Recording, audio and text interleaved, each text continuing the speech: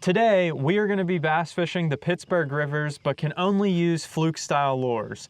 While the Fluke is one of the most effective bass catching lures, the Pittsburgh rivers are also one of the toughest fisheries. The goal for today is to test the Fluke's fish catching potential by trying to catch a 5 bass limit that can compare to the Bassmaster Classic results on this very body of water. So stay tuned to the end of the video to see if we can get it done. All right guys, so here's what we're working with today. We got a little spread of Fluke style lures that we're gonna be trying today, playing around with the versatility of them. I don't know what exact way we're gonna catch them. A lot of what I like to do down here is just rig up a weightless fluke and twitch it around up shallow and get these shad eating, bait fish eating fish that are up here. But we got some different brands, sizes, and stuff we can play around with here.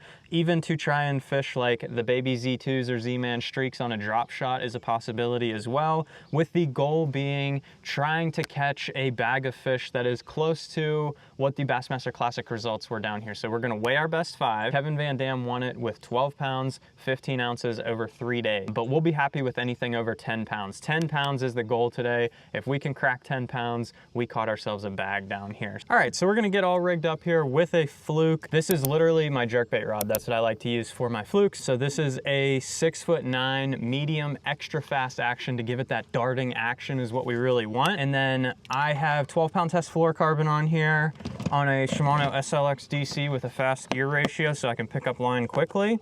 And then we're gonna grab a 5/0 extra wide gap hook. That's usually what I like to use size-wise for fishing a fluke. I find that that hook size gives it enough hook gap that you can still get a good hook set with these fish, because that's the biggest thing. I lose a lot of fish with a fluke. The smaller the hook you have, the more fish you're going to lose, just because your hook doesn't have enough gap to get all the way through the fluke and into the fish's mouth. This is a 6th Sense flush, just in like a natural bait fish color. A lot of what I'm actually gonna be doing with this bait, as opposed to getting it down in the water column and fishing it, I'm actually gonna be like sight fishing with this. I'll literally throw it out there and twitch it along the surface of the water and watch my bait go side to side, and these fish will come up and you'll see them start chasing the bait and you can get them to react to it and catch them. So Texas rigged that on there just like that, and we're all ready to go. All right guys, we're gonna get to fishing here and see what we can come up with. So we're doing a couple things at the start here for where we're going to be fishing. The first thing we did was run basically all the way up to the dam. When I fish rivers, a lot of times I'll go to the current source and start there. That's a really good place to start just because the fish love the current. When they're in rivers, the more current you have, the better. It makes them more predictable. There was a bite. I had one chase it out and he missed it. See if we can get him to come back and bite it again. It's just a little guy. Basically all I did was cast up in this shade pocket here. That's the other thing I'm really looking for. It's very hot out here today, and this river, oh, I missed him, he smoked it. It gets very hot very quickly. So on a day like today where the sun is just absolutely beating down up there, so they'll look for just these smallest shade pockets out of the current. He's on it again and he will not bite it. Oh, missed him. That was a good one too, right on that point. I had way too much slack in my line there. That's the other problem fishing this current, is your line will start to push downstream while your bait is still up there. Got that one. Oh my gosh. I lost him too. All right guys, well, we have 0. We had like 3 bites. So we're gonna make a move. We're gonna go up here to the dam and try and fish underneath the spillway, still throwing a weightless fluke. And then if we don't get them, we'll try and move downriver a little bit and see if maybe they don't like this strong current. All right, we made our way up to below the spillway here. That is the most oxygenated water in the river, and that's why a lot of the fish are usually there. Oh, that's not a little guy. Hey, he made it in the boat. That's funny. I said that's not a little guy. And the funny thing is, this isn't a little guy for the Pittsburgh rivers. And you guys may be laughing at me and think I'm crazy calling this a nice fish, but genuinely, that is a nice fish down here some days. Hopefully not today, but some days that is. 11 inches, the old Pittsburgh River special. The best way that I can equate Pittsburgh river fishing is the world's most expensive creek fishing. You have to have a boat to come down here and fish for these fish because you can't reach them from the bank usually, but you catch the same size fish. Alrighty, they don't seem to be up here in the current, so we're gonna make ourselves another little move back down there. We're gonna fish one more spot that's more out of the current and see if they're there. And then if that doesn't work, we're gonna start changing our rigs, colors, stuff like that, and playing around with some different stuff to see if we can figure them out. So let's get right to it. Ah, got him. Another river giant.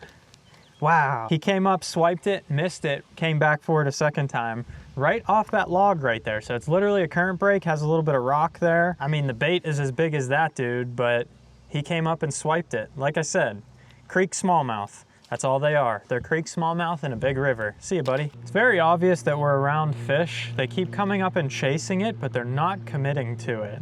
So we're gonna try one of my favorite little river fishing tricks here. We're gonna get out a drop shot and we're gonna use one of those baby Z2s and try and drop shot around some of these areas. No bites on that guy. And this area looks really good. So we're gonna go back to the regular fluke. All right guys, we're gonna try yet another rig here. This is a Pulse Fish Lures jig head, and that's the bait there. Tiny little bait fish. You probably haven't thrown a fluke rig like that before, but it's a very effective technique. No action on that guy either. Fish are being very stubborn today. Well guys, it's been brutally tough out here and we need to catch some fish. Unfortunately, I don't think I'm gonna be able to get it done on this pool today. So what we're actually gonna do, we're gonna rip back to the ramp as fast as we can. We're gonna load the boat up and go to a different lake and go fish some flukes over there. Unfortunately, we're not gonna be able to compare to the Bassmaster Classic anymore, but we're gonna go see how effective flukes can be and catching fish. The conditions just really aren't right for what I'm trying to do right now, so we're gonna make a move. We're calling an audible and we're gonna go try and catch some fish. So we'll meet you at the next lake. All right guys, we just made it to our new location and we keep getting thrown obstacles of the day. There are massive, severe thunderstorms about to hit where I'm at right now. We are determined, we're not giving up. We are going to make a video. We're gonna let this hopefully pass through. It looks like it's just gonna miss us. We're gonna try and fish through it, and then it looks like we're gonna be clear until later this afternoon. So it's 2:30 right now. It said it should be out by about 3, and then we'll have from about 4 to 7 to be able to fish, and then 8 o'clock, it is coming in heavy. The lake we moved to is more of like a pond fishing habitat. There's grass, there's shade pockets, there's lay down, stuff like that. This is like if you were bank fishing for bass, except I'm in a boat. There's literally 100, 200 acres to fish here on this lake. It's not very big at all. You could walk around this lake if you really wanted to. And we're going to grab a bluegill colored one because that's the main forage in this lake. This is the 6th Sense Flush. Watermelon candy magic. A little bluegill color. Let's get to fishing. Freaking me out. Wow. That one was real close. Got one. That didn't take long. Not a big one, but we caught us one finally. He was right up there on that stick, and we got some bluegill beds up there too. Little baby. Throw him back, see if we can catch us some more. Hey, I want your channel. Thank you. Here, I'll give you some baits if you want. I got some of those guys. That's what I just caught that fish on right there. High school, college? Going to high school. Going to high school? Are you getting into high school fishing? I want to. Good luck, guys. All right, guys, rain's coming in. We're gonna throw the jacket on here so we don't get soaked and probably put some of these cameras away.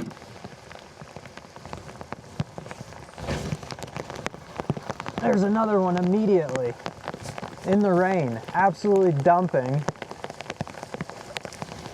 And we got us one.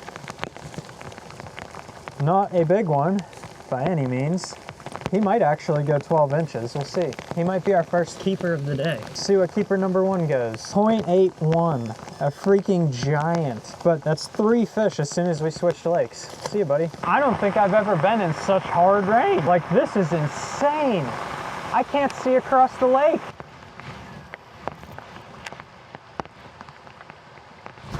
Oh, he broke me off. It was a nice one. No! We are persevering on this video today. Mike Iaconelli would be proud of us because we never gave up. Got him. Oh, you probably didn't see any of that. Just a little guy, but we're gonna put him on the scale. This is crazy. There's a fish. That's the one we just caught. We're gonna throw him back. This is what is going on out here. My bilge pump is shooting water out like crazy because it is absolutely pouring out here. That was sick. That was sick. Wow, that was so cool. I was twitching that along and watched this guy just dart out from a piece of grass and mouth the whole thing. Not a big one. We're gonna let him go. And the good news is, I think the rain has stopped. So let's put the power poles down and get the cameras back out. Hi there, welcome back. I just got monsooned on for the past hour. I like the little overcast, it's not burning up sunny and hot like it was earlier today. So I think these fish might be a little more willing to put some chase and some effort into a bait. There we go, got that one. Little guy catching tiny fish. I'm just happy to finally be setting the hook and not getting rained on. There we go.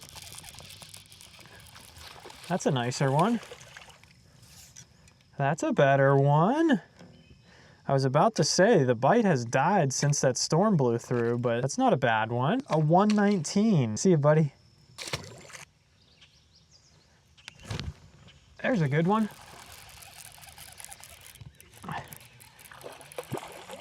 Oh, not huge, but we got us another one. Some days the fishing is just tough and the fish do not want to cooperate.